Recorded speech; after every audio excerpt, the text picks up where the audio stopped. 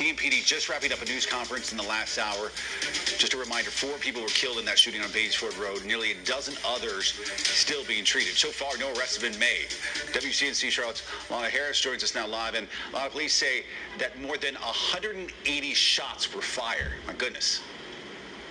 181. Can you imagine that? 181 bullets were recovered from that scene. If that doesn't tell you how chaotic things were for the people, just imagine if more of those bullets had landed on the roughly 400 people who were on that street on Sunday night. So we do have video of that for you, and you can see the panic, and you can see people running. And with that number, it really gives us some perspective of what they were going through while they were running on that road. So CMPD says that there were 9 people who were shot, and so far, 3 of them have died.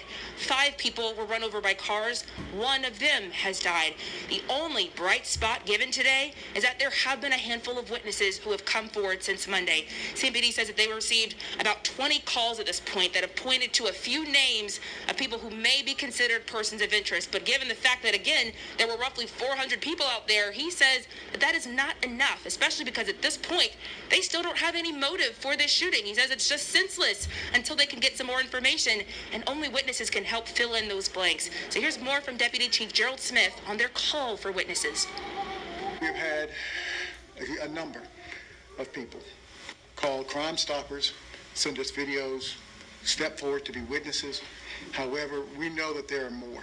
No matter what you think, how big or how important what you saw out there, you should call us, okay? So that we can put... The CMPD says that they are not looking at this as a premeditated incident, but they are working to speak with the people who were named by the people who called in. And again, if you have any information, you are asked to contact them, and you can remain anonymous.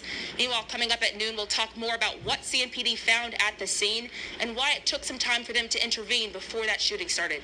Ben? It's just good to hear that they're finally getting some